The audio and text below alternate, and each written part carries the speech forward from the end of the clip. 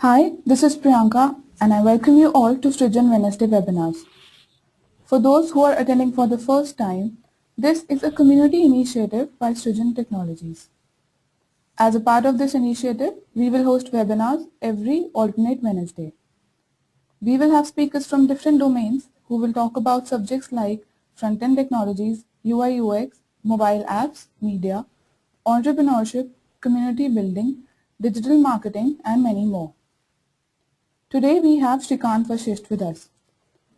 In the first 45 minutes, Shrikant will be talking about strategies to help you scale Agile. The last 15 minutes will be for a Q&A round. Ask questions by raising your hand on your control panel and speaking into your microphone, or by typing into the chat box. So, Shrikant Vashisht works as the director in a leading product company. He is also an enterprise agile coach, IT strategist, and trainer. He is passionate towards enterprise agile transformation, quality aspect of software development, including TDD, refactoring, continuous delivery, DevOps, and test automation. So I would now like to hand over the session to Shrikant. Over to you, Shrikant. Thank you, Priyanka, for the nice introduction. In this session, what we would like to discuss is, first of all, what are the challenges of Scale Agile? And before even we delve into scalability or how to deal with the Scale Agile, I think it is very important to understand when I say Scale Agile, what it means to me or to you guys. To me, the definition of the scalability is something like we are working on one backlog and there are multiple teams which are working towards achieving that particular backlog. But at the same time, when I say backlog, it may not mean only one project. It may mean multiple application products which may be delivering the value for the entire domain. So, for example, the domain can be the e-business for a big bank. So, in that sense, what we are talking about is we are talking about a domain backlog and multiple teams are trying to deliver that backlog. At the same time, we can also say that in terms of teams, how many number of teams? Now we are talking about something like 5-10 teams are working towards achieving the same goals. So first in this session, first of all, I would like to introduce you what are the challenges of a scale agile, and then how to deal with this with the Scale Agile framework, certain strategies from the Craig Larman and Spotify studies. And before we continue with the challenges, I think it's important to understand why we are not able to deal with this kind of these kind of issues as of now. So we in the Agile world, we are using Scrum and extreme programming practices to work with the project backlog. But at the same time, the Scrum and the XP practices have been designed to deal with the teams of 7 plus minus 2. And even if the teams are bigger, then we divide them into multiple teams and try to deal with them using Scrum of Scrums. But the problem happens when we are talking about even bigger scale. So we are talking about something like 5 to 10 teams are working in a simultaneous mode, and how to deal with those kind of organization level issues or organizing those Scrum of Scrum events and making sure that everything is coordinated across those 5 to 10 teams. So the challenges of coordinating between or among the teams becomes much bigger when we deal at that kind of scale. So some of the challenges I will be talking about maybe generic, but maybe more pronounced in the in the large teams, but you will find the applicability of those challenges within your teams also, when you are talking about 2 or 3 teams working together also. So let's move.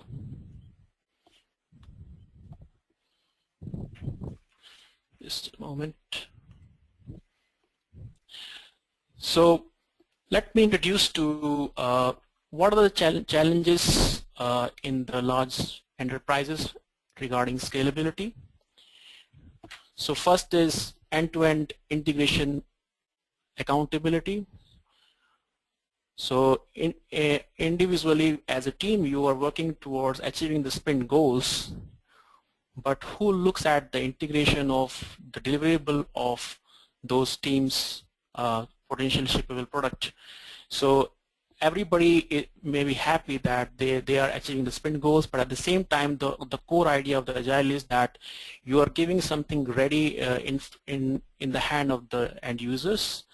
And in this case, even though the sprint goals are achieved, but because of lack of functional integration and its accountability, we find a lot of issues.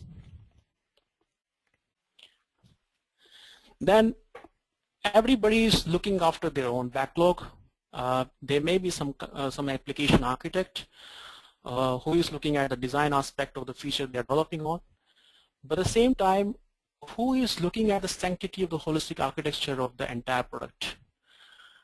In the Scrum, the approach is having the generalist approach, so nobody is a defined architect, and everybody can put the ideas towards architecture and design. But that can work in a case where we are talking about a team of 7 plus minus 2, but as the team size is much bigger, and those architectural issues are more pronounced, and at the same time are not dealt within the team or across the teams. So that becomes a bigger issue when we are working in the bigger teams. So that lead to the missing roles, system architect and team architect. I've seen many teams or working in Agile or Scrum mode who are sprinting towards achieving more functional features sprint by sprint.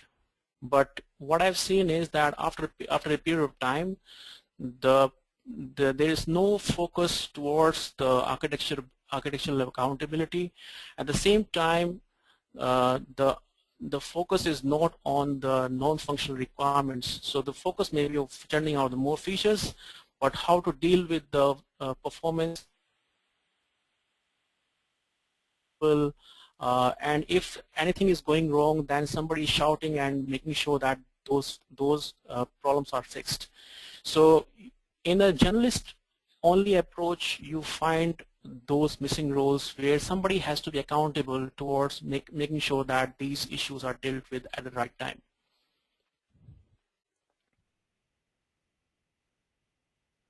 Big batch sizes are I'm talking about projects, and the perspective here is not the vendor teams. The perspective is more towards the customer. So what I'm talking about is somebody from the business who would like to have one functional feature which is very small, but at the same time give bigger business value. But in order to deliver that small feature in the project's life cycle, he may have to wait, for example, 3 to 6 months. Sometimes it happens. In the bigger enterprises, what happens is the budget allocation is for the entire project, and that entire project may be of around 6 months or 1 year. Till that time, the entire resources are occupied with that particular projects. So in case something even more urgent and required from the business is there, that is not accommodated within the project life cycle, and the focus is to basically deliver the project at the right time. So you have constraints when we are working on a big batch sizes. The business prioritization is not happening on the feature level, but the business prioritization is happening on the big chunk of the size, and it becomes very difficult to put for business to put the features or with the highest business value at the right time. This is a very big issue where siloed teams. So in the big enterprises, you might have seen that there are different teams who are working on their own. So in a bank perspective, in order to achieve a e-business goal, you may need to have the internet website, but at the same time that internet website needs to be supported different other teams like core banking system, which may be a mainframe based application, and that application may be dealt with another teams, and there can be yet another team with some other business aspects like credit card allocation and those kind of things. So if in this context, when I say that I would like to I would like to submit a loan application and I would like to deliver it, in the banking aspect there are multiple teams which are required to work together and deliver the end product. But the problem is as the end-to-end product is not the responsibility of all those teams, they may have their own individual siloed goals, and that creates troubles. So if you see in this slide, there is a feature A which needs to be delivered by team 1, team 2, and team 3. Team 1 the work of the team 1 is done, but at the same time it is waiting for team 2 to work on that particular feature. Team 2 may be having its own prioritization, and feature A may be on the lower priority. So even though the team 1 is done, but it is waiting for team 2 to start, and similarly the same thing goes for the team 3.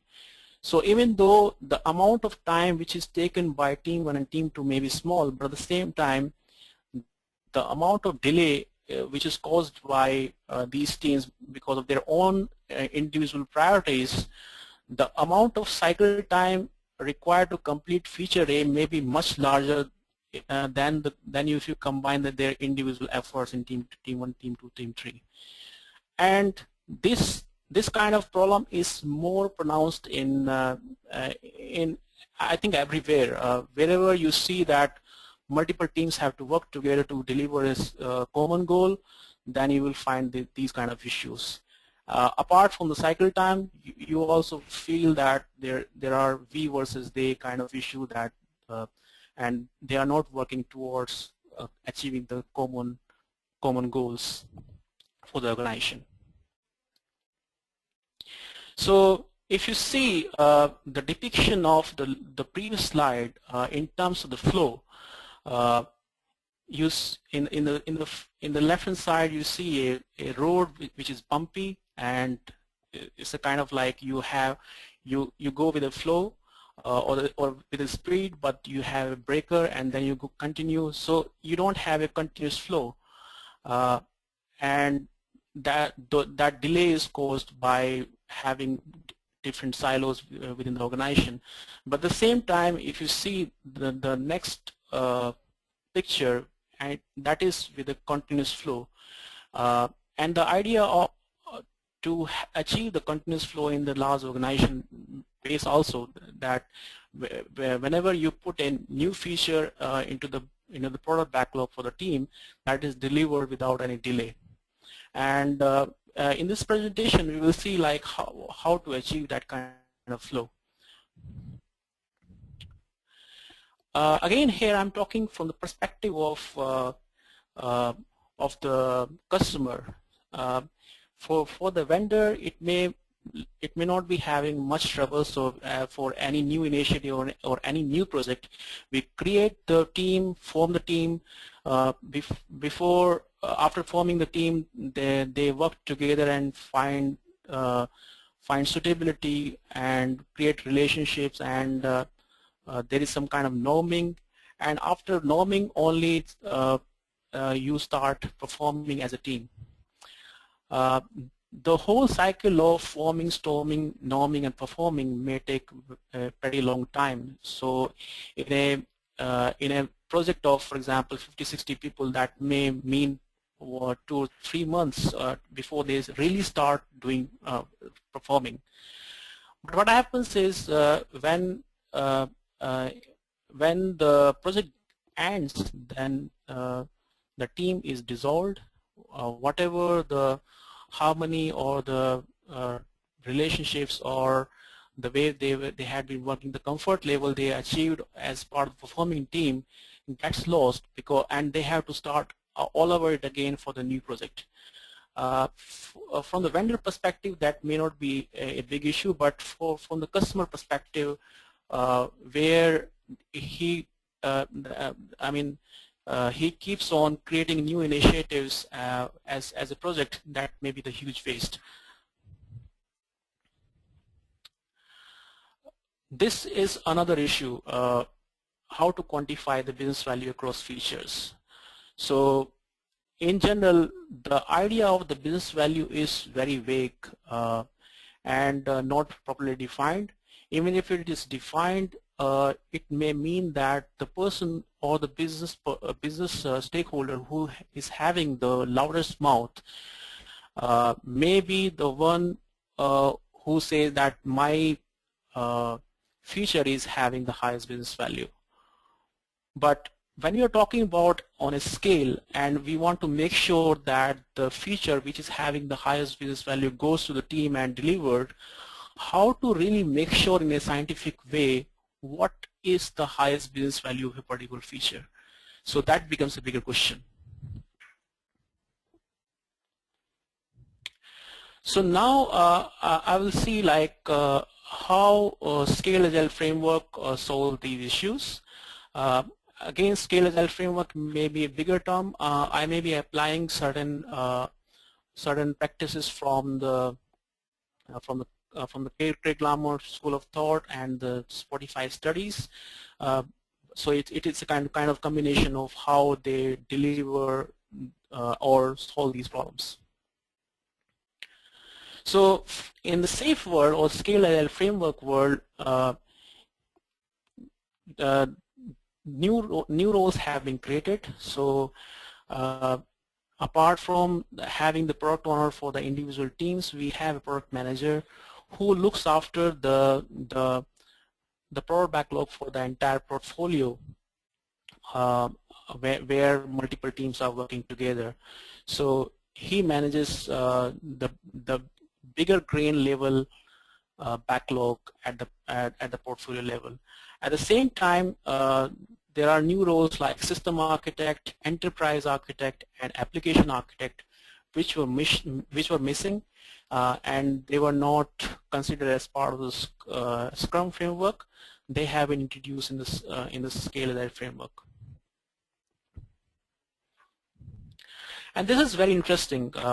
Now, the idea is that earlier we needed to have a vehicle called project to define the kind of amount of work or the kind of work we would like teams to deliver. But as I mentioned before, it was very difficult to define the business value for the entire project, and there may be certain new features which come along after a period of time, which may be having a higher business value than the features of that particular project. So there was a problem how to really get aligned those new business features into the work cycle. So now the idea in the Scale Agile framework is that we still have the notion of the projects, but as far as the prioritization and how those that project is delivered, that is broken into the into features, and features is a bigger level notion than the user story. So for instance, and on the enterprise level, the initiative may be that I would like to e-business enable my banking business. On the portfolio level, the feature can be that I would like to create a I would like to create a I would like to create a loan product for this particular feature, and then there can be smaller user stories. So in that sense, the idea is that we divide the bigger level projects into the smaller features. So far I was talking about the siloed teams, but now what we are talking about is that those teams are working together as a cross-functional team. So in this picture, what you see is that there are functional community 1, functional community 2, and 3. And so I may say that functional community 1 may be e-business, another may be mainframe. So earlier they were working in their own silos, but now the idea is that they are created as one team which is responsible for delivering end-to-end feature, and that's the idea, to remove the silos. But the question may be that how those functional community are syncing together to make sure that the architectural sanctity of their community is also adhered to. So in that sense, they still have their own stand-ups. There is also a technical lead for that functional community who makes sure that the design decisions are adhered to the bigger level architecture sanctity of that particular team. So as a whole, the idea is that you have the cross-functional team, and in which the team members are coming from different functional communities. I was discussing about the problem of the whole waste towards the forming, storming, and norming, and then performing. So now for the bigger level enterprises, the idea is that irrespective of whatever business initiative comes, if the skill set required to deliver them is same, the teams remain same, and they deliver those new features or new project initiatives. So in that sense, team do not change, but at the same time, the feature which is coming towards them may keep on changing. So that avoids the delay and overhead for the starting and close and start nature of the traditional development.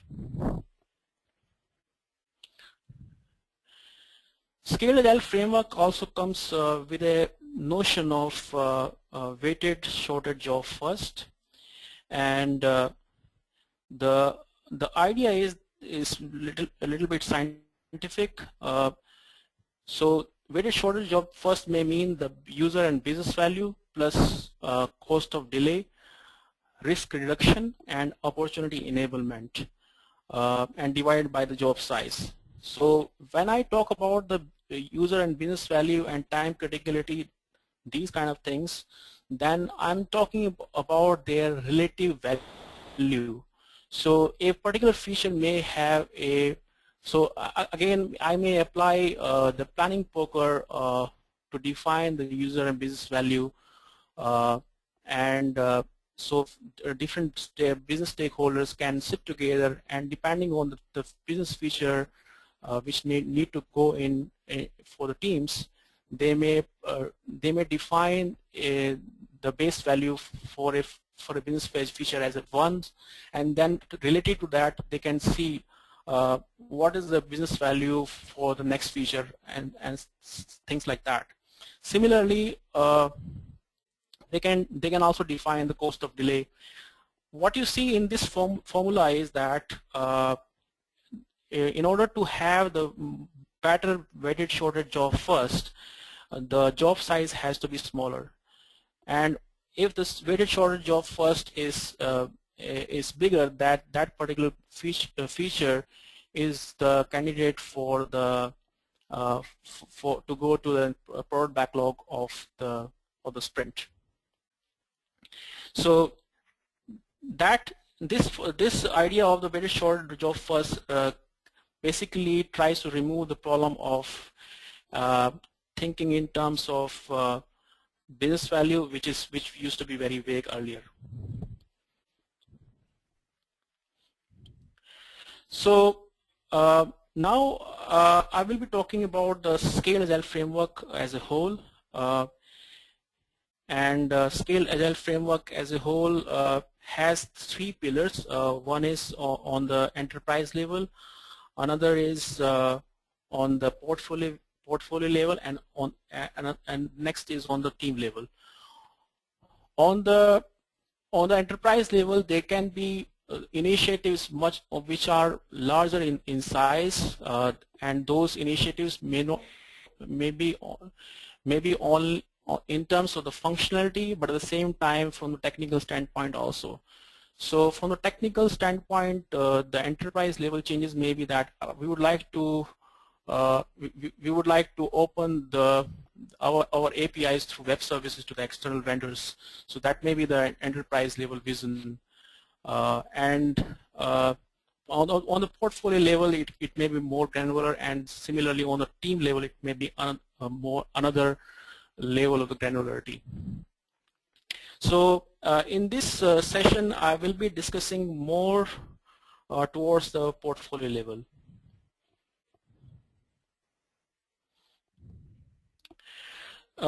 In this picture, what you see a lot of things, and I will be explaining them all to make sure that you understand the concept. So on the left hand side, what you see is that we have product management and the release management. And from the team level, whatever is required on the training and deployment and making sure that it is available to the user, what all things, and they basically collaborate in shaping that vision. In the middle level, what you see is that apart from role of the product management, there are new roles like architecture, UX, and release training engineer. And the idea of the architect on the program level is that he's a system architect, and there may be certain features which are more technical apart from the functional. So product manager is looking towards making sure that on the functional level the features are created for the product backlog. At the same time, system architect can look towards creating features on a technical level. As a whole, there can be definition on the portfolio level that 80% features will be functional and 20% features will be technical, and that can be defined. Similarly, there are people from the usability perspective or the UI perspective, and that drives the whole program level. Then we have release training engineer, and the idea of this role is to have a Scrum Master of Scrum Master.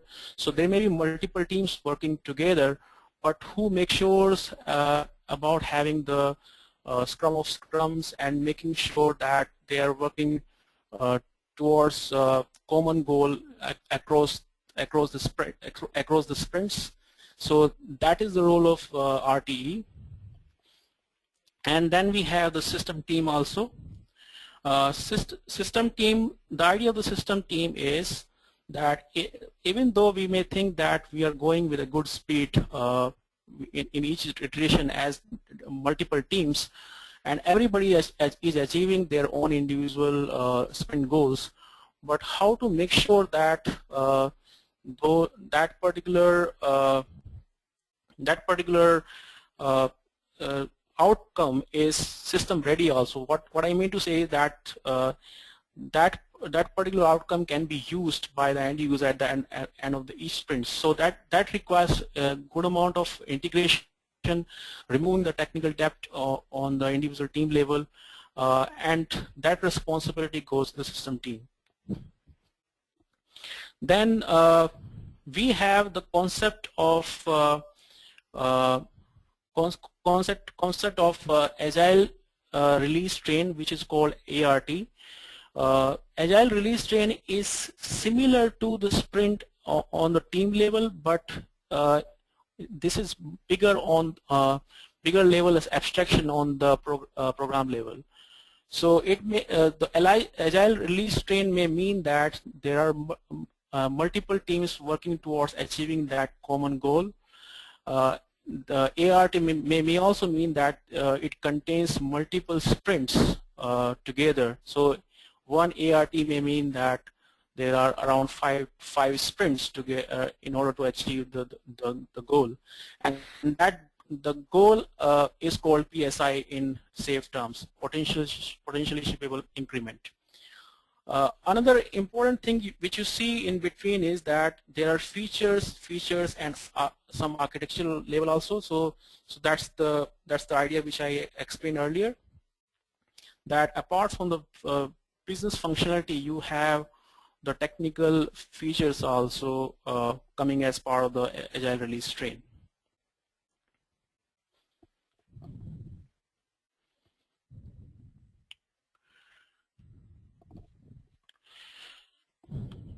So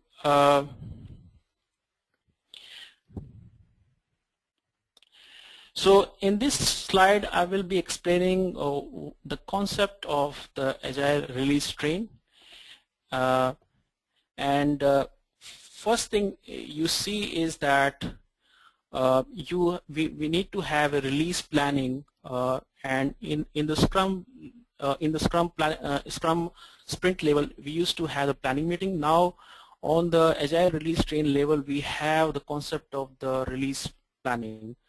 And other important thing is that the granularity of the product backlog on the release planning is much bigger than it comes to the on individual team level. So there may be smaller user stories, but on the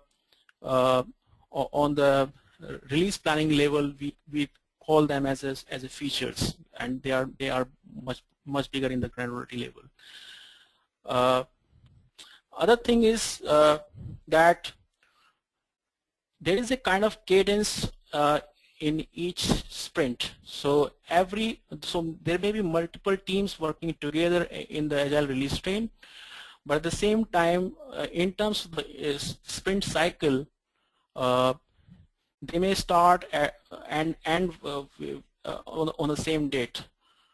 So so first of all, in this figure, you also see that there are multiple sprints on which multiple teams are working. So what I'm trying to say is that those multiple teams may have their same cadence of working together. So everybody starts and end at one on the same day. Other important point in the agile release train is that multiple teams work as a sprint, and they have the demo at the end of each sprint. After working together for multiple iterations, they have a iteration called hardening, and the idea is that they should not have the hardening cycle, because that means the technical debt. But at the same time, when you are working with multiple teams together, then there will be something which may be required to integrate together at the end level of the potentially shippable increment, and that is called or defined as part of the hardening process. Before I move to towards HIP, I would like to introduce also the concept of the system team. So apart from the teams which are working together individually, there is a concept of the system team also, and the idea of the system team is to make sure that the apart from the teams which are working on individual level, system team works for integration of those sprint outcomes.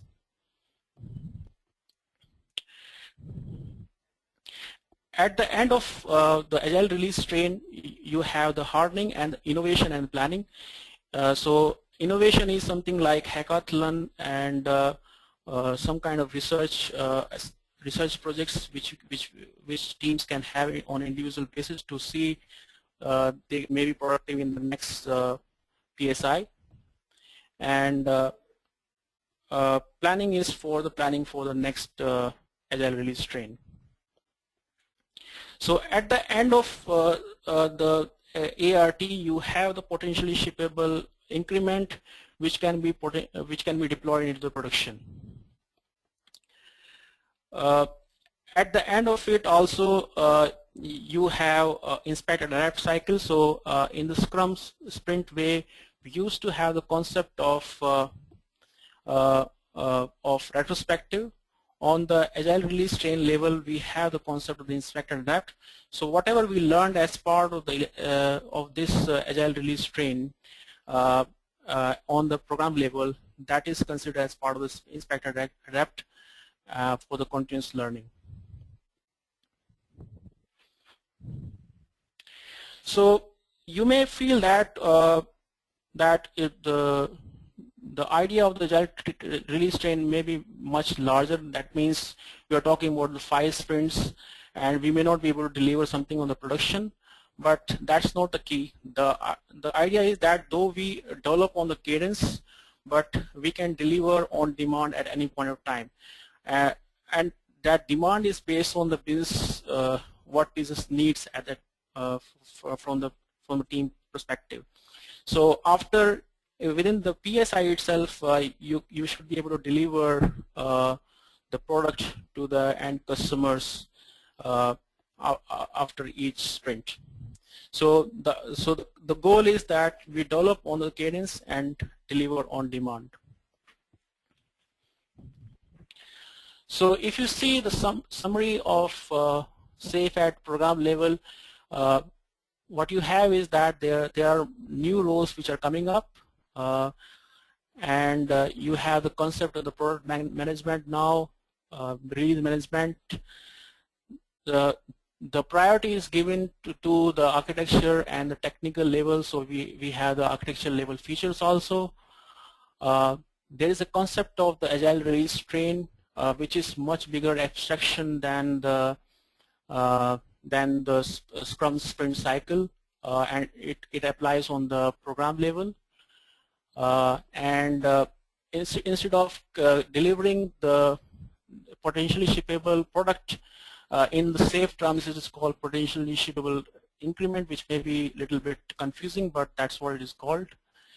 And that's how basically we deliver on the program level in Scale Agile framework. So that's it. I will be open for the questions now.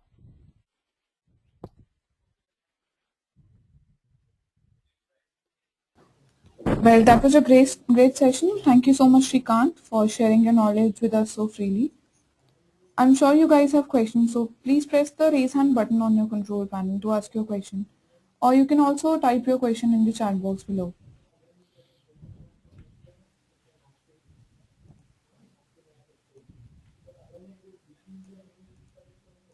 So anybody has any questions so far? So Avinash here has a question for Srijan. Avinash, I'm unmuting you so you can ask your question.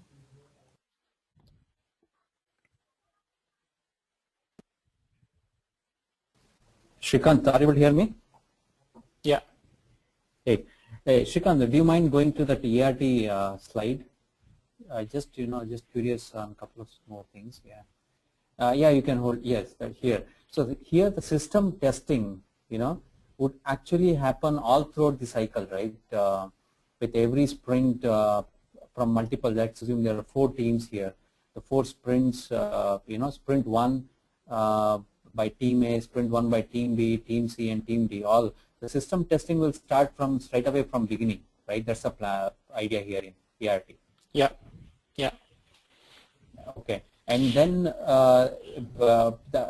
one of the big challenges that you would face in this kind of scenario is also like the 4 teams are going well. That's awesome. But what happens if one of those couple of teams are not really getting into? They are on the cadence, but they're not able to deliver what they're committing, right? So it could be that there could be mismatch in the expectations of a release. Have you come across any of these challenges too? I think the problem will happen if the system integration happens only at the end of the Agile release train. So we are talking about like having the integration at the end of the 5 sprints. So that may be a challenge. But now, as the increments are small, so we are integrating continuously in each sprints and making sure that we are really creating a potentially shippable product even at the end of the sprint also. So what you're talking about is that at the end of the each sprint, the individual teams will do the demo, but at the same time, system team will be doing the individual demo, which is integrating all the features across multiple teams. So even if there are certain slight issues in not meeting certain goals, that is identified early and mitigated also as part of the process. Yeah, right. So yeah, in a sense, something which I faced in one of the organization was like one of the teams not really able to get into this release train concept. The train was like on either by some so-and-so cutoff date. Either you can get on the train. It means that your sprint deliverables are ready. You can push it on the main train. If not, then you miss the train. You have to go on. The things will go in the next release train. So it's kind of it's not exactly how it is depicted, but yes, I know that different organization might be implementing in a little bit different variation, but the concept remains the same. That the release train. Yeah, actually, in Agile world, the whole point is that whatever you're talking about is a kind of forecast. It's not a commitment.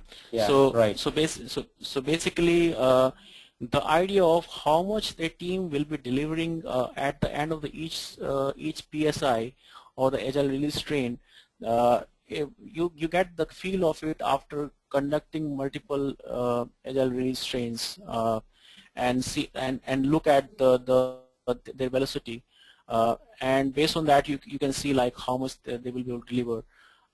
And as I said, like the idea of having the system team is also to integrate early and making sure not only integrating early, but at the same time making sure other teams are not having any technical debt. If somebody is lagging behind, then they make sure that some correction is done on that behalf also.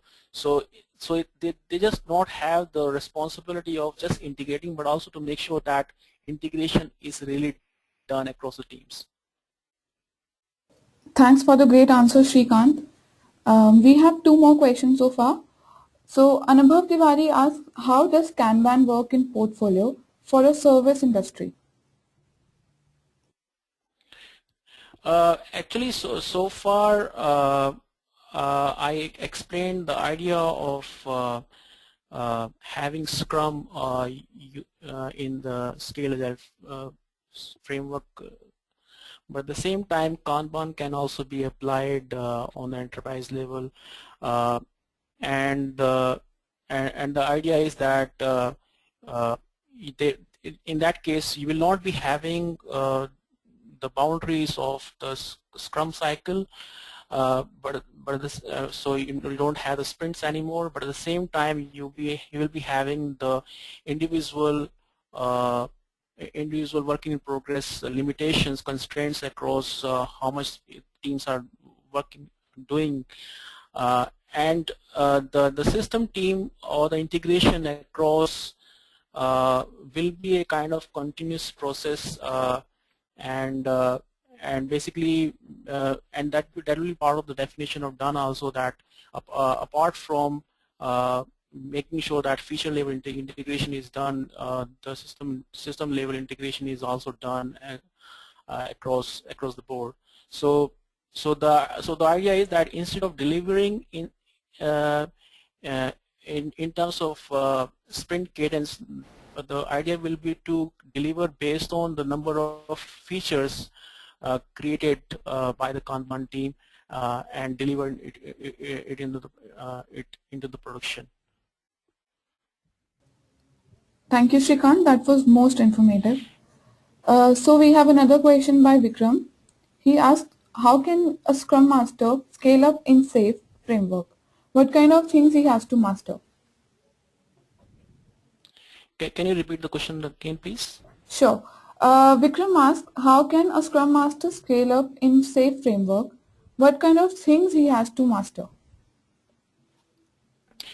Actually, the role of the Scrum Master still remains the same in the scaled Agile framework also, because whatever he was doing was on the team level, and he will still be continuing to do the same on the team level. For managing across the program level, there are new roles which are created. So as I mentioned, that there is a role called release train engineer, who is managing or is a kind of Uber Scrum Master across multiple teams. So he will be looking at the responsibility of managing multiple scrums and the making sure that the right things or information is going across the teams also. So at the same time, there is a new role called a product manager. So to be specific around your question, I think the role of Scrum Master doesn't change much, but for the extra responsibilities, new roles are created, and Scrum Master will be involved within the team at the same time on the Scrum levels also. Thank you, Shrikant. I hope, Vikram, that answers your question well. So I have another question by Pradeep. He asked, what is the role of the product manager with reference to the final end customer?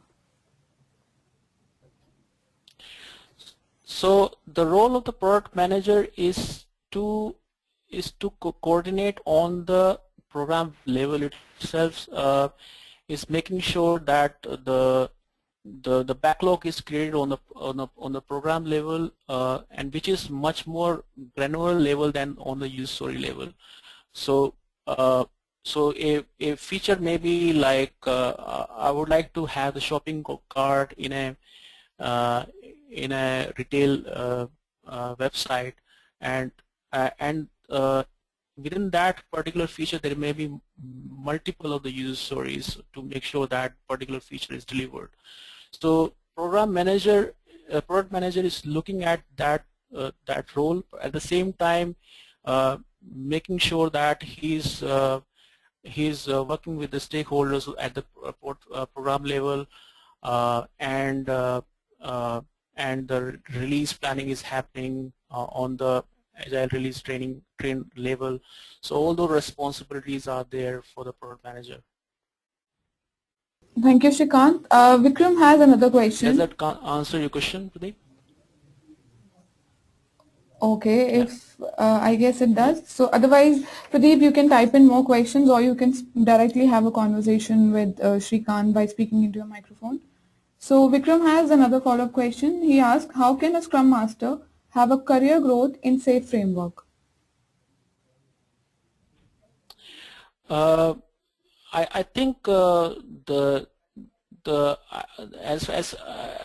not sure if SAFe framework and Scrum Master and career growth can be linked together. But I think as we are moving towards the Agile 2, what I mean to say with Agile 2 means that earlier the focus was on working on the individual teams on the project level, but now this Agile is spreading across the boundary and working on the portfolio level and on the enterprise level. It is important to know certain practices or a framework or safe because that is going to be used in that kind of environment. At the same time, certain practices which I mentioned, for example, how to remove silos, how to work as a one team, and other practices, they are very much relevant in a setup where the focus is only working with one or two teams together. So those kind of issues are still prevalent. So for example, recently I seen that one team was working with a test automation. They were hired as a vendor, but at the same time they were dependent on multiple teams at the customer side.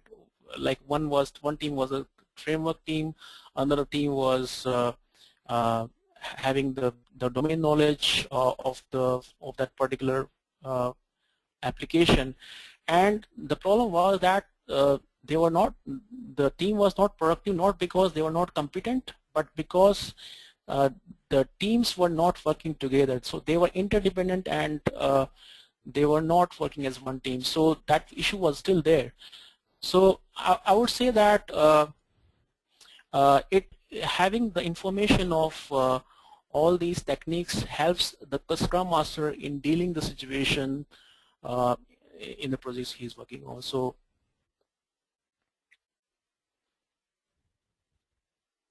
okay, thank you once again, Shrikant. That was a great answer. We have another question by Sarab. He asked, "What is the adequate size of PSI, and why and why?" And he asked another question, saying, "Don't you think it will be too costly to have such a release train functional from a resource management perspective?" actually, the thing is that the idea of the Agile release train is applicable when you have that kind of size. So it is not essential to have the size of 50 or 100 people working together, but there are situations in the bigger enterprises or the Fortune 500 companies or large organizations where we are dealing with a size, we are dealing the problem on the domain level. So I may say that from the banking perspective, the e-business is one domain. Another domain can be the loans, home loan section is a kind of another domain. So on that domain itself, the number of people who are working together may be huge. I mean, there may be around 100 or 150 people working together. So the idea is that how to deal with that kind of situation, and Agile Release Train tries to solve that kind of issue.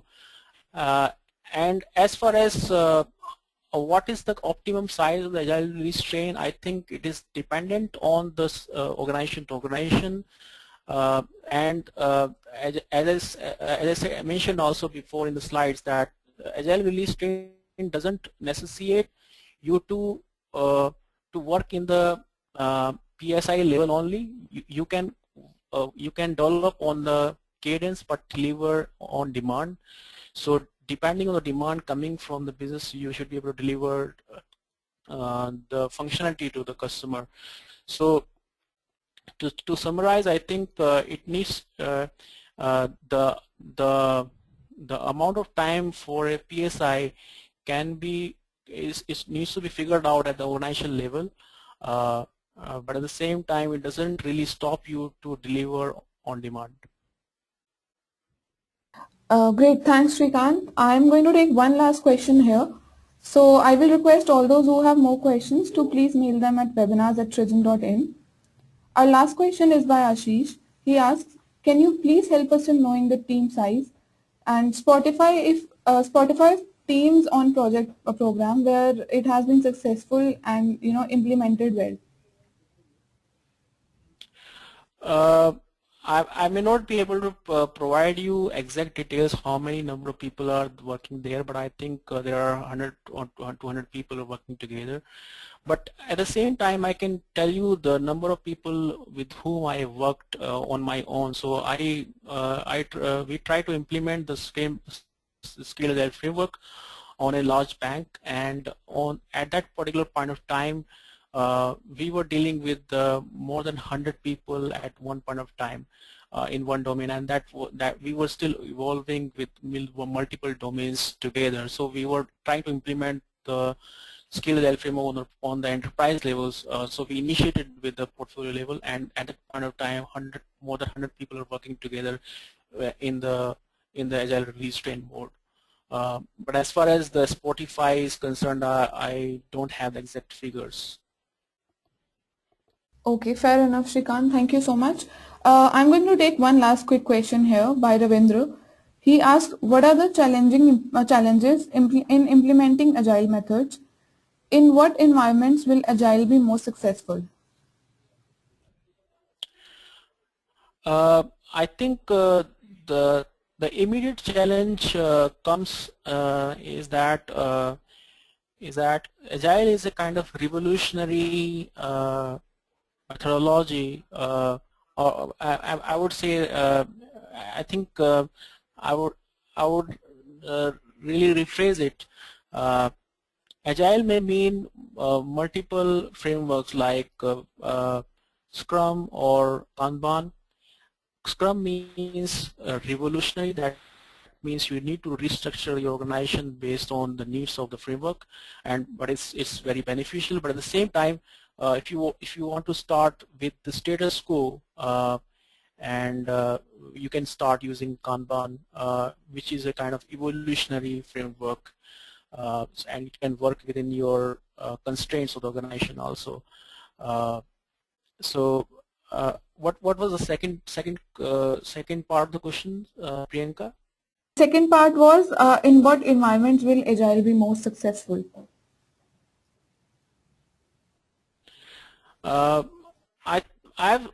From my experience, what I've seen is that Agile implementation can be done in any kind of environment. I've not seen particularly where I think it's more and more used where the software development is required. But at the same time, people are trying to implement it in the infrastructure level also, but not many people are using it as of now on the infrastructure. But as far as the software development is concerned, I don't see any reason why it can't be implemented in any kind of team.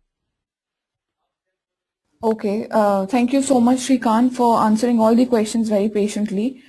I have received a big thank you from Sarab and Ashish for you, and they hope that they will collaborate with you for better understanding in future. Since we are running short on time here, I would request those who still have questions to please mail them at webinars@srijan.in. We are sure everyone found Shrikant's presentation very interesting and insightful. So I would like to thank Shrikant once again. And thanks a lot everyone for joining us in this webinar.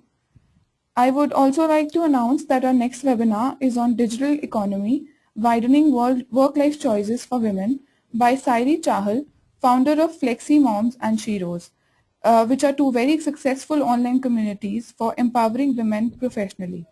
The webinar would be on 5th of March.